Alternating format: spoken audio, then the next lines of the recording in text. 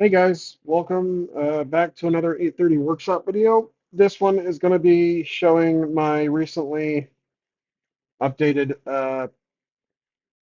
one-page RPG game I've been working on for a long time now. It's gone through many revisions, it's gone through several different titles. It's always a work in progress. I shelve it, I bring it back, I forget about it, I revamp the rules, I redesign the entire thing, I erase it. I just can't find uh, I can't find a any common ground with this thing. So it's been a real like love or hate relationship with this these rules. But here's what I currently have, and it's always changing because I always run into a new one-page RPG that inspires me to try something else. And with recently GD20, I thought about using a roll against a score system, but this one actually is not with modifiers, but a pool of dice. So currently you're looking at it's called Solo RPG, and you start off with this character generation. You write your character name, you write your character's background, then you have three ability scores. Your abilities shape your character's existence, so you roll a 1d6 for each, and each roll determines the amount of dice you use, the amount of d6s. So this game is a d6 RPG. You have power, speed, and mind. Power is for physical, speed is for movement, and mind is for mental. The value of each ability is the amount of d6s you can roll for that ability when used in action. So if you roll within a 1 through 4, you get 1d6. If you roll a 5, you get 2d6. If you roll 3, you get plus 3d6. So next is the health system, which I call hit count for the HC. You start with 10 hit counts. This is the amount of damage you can take. Goes down when you take damage, obviously. Next is the battle die, which I've done before. This is just that you claim your battle die by rolling 1d6. If you have 1 through 4, you have d4. If you do 5 through 6, you have a d6. And obviously, you can purchase or find greater battle dice further down the road in your adventures. So then you do your wealth, which is essentially currency. You roll 3d6, something like the Karen system, I think. Inventory, another Karen one, you up to 10 items. How to play. So this is where the meat of it is. That always seems to change for me, but I've again adapted to some of the G20 aspects, GD20. Um, so for actions, you when the outcome is uncertain, you have to roll a relevant ability. You basically have to roll at or greater to succeed, and falling short, you fail. If your ability has two dice, two plus dice, choose the highest roll. If the action relates to an ability and your background, any failed roll is a partial success with a minor complication. So basically, that is similar to World of Dungeons. If you roll, if it's like a skill or special trait, you can consider a miss as a partial success. So like kind of integrated that into this system. The limiters, as mentioned from earlier, is basically a difficulty level. It's a set threshold that you have to match or beat for relevant ability to the action. The limit depends on how difficult the action may be. So 2 is easy, 3 is normal, 4 is hard, 5 is very hard, 6 is impossible. So because again, it's all within D6. This game is all within a D6 game. An NPC is an individual you may encounter, whether friendly or hostile, depending on the situation, assigned to a rank. So now the ranking system is how you build your NPCs that you encounter. It works like this. It works like limiters. You basically their rank defines their attack power, defense, and HC. So a couple things from similar to the GD20 like one page RPG. 1 through 2 is a grunt. That's basically I probably should fix that. There we go. 2 is a grunt. 3 is a soldier. Captain's a 4. Leader's a 5. Legend a 6. And I wrote here the rank can be tweaked depending on the narrative. So I could also include this with limiters, but because there are technically no modifiers in this game, it's a dice pool, then it probably wouldn't make sense. So 6, you have to match a 6 roll. But I should probably verify that too. I realize the plus doesn't exactly help.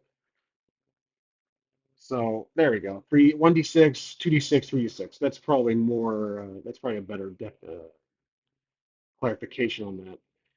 All right, then is the combat system, which is always the most difficult.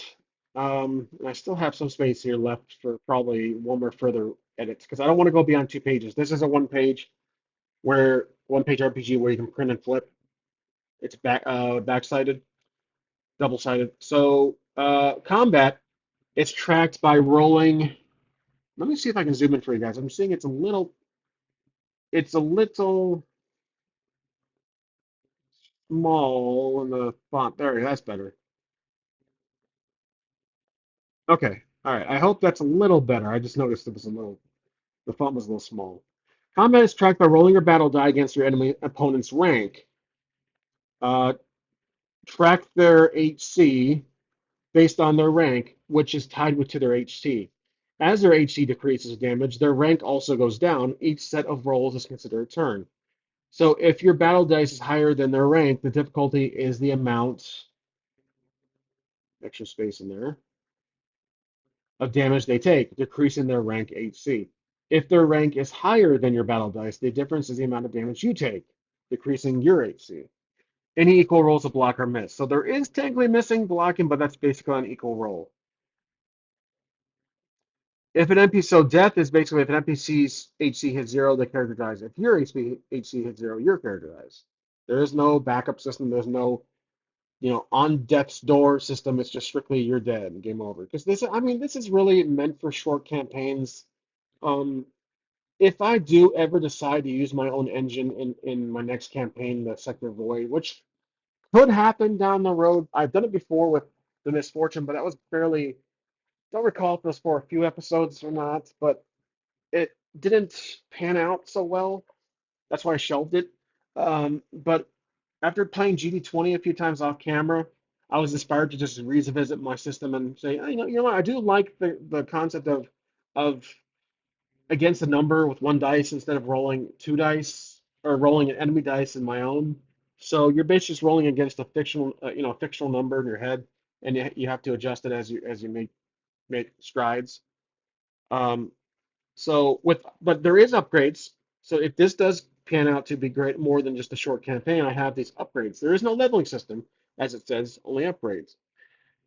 After your character completes a monumental task, quest, or boss fight, you may upgrade one of the following, and you can upgrade you can 1 plus d6 on one ability, max is 4 dice, plus 1d4 to HC, upgrade battle die to the next type, max is d20, which is absurd compared to the rank of villains, but again, that could change. The rank can be tweaked.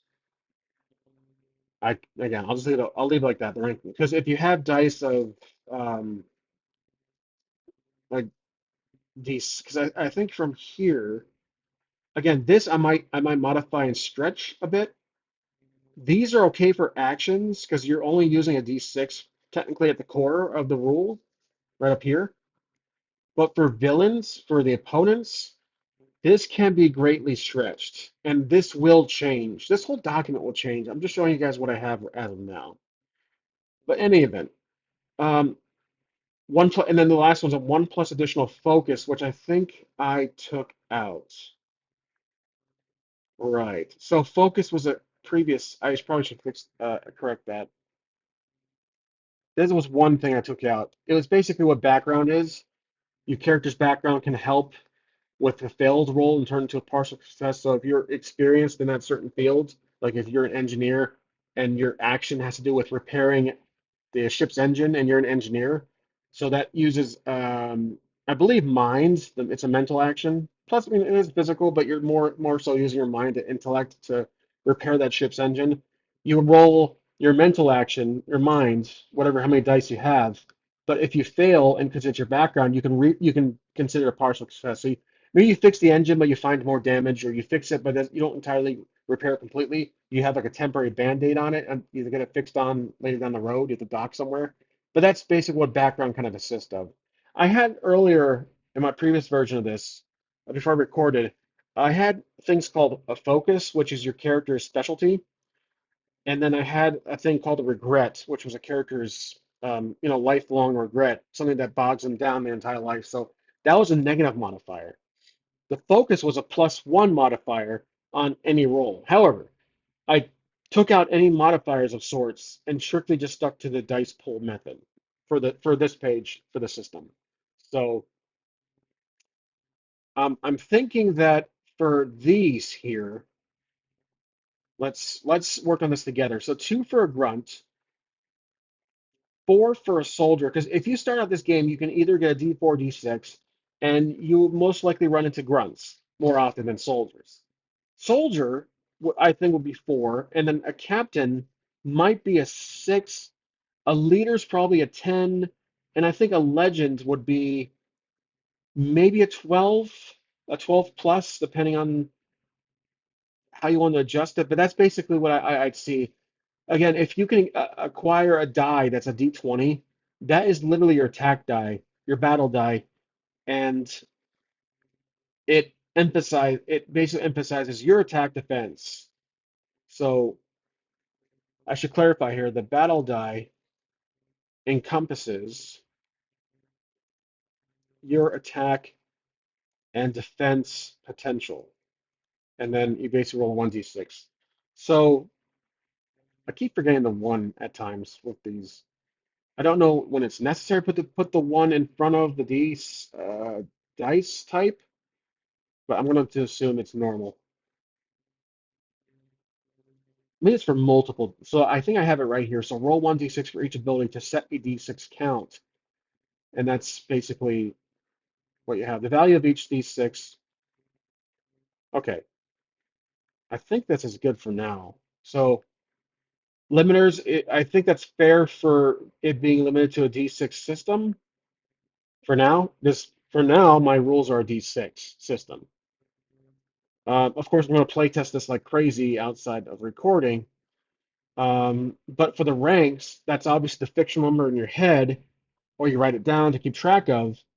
And I think a D4 against a grunt is fair, a soldier, captain, leader. I mean, these are just names. They're not essentially, proprietary.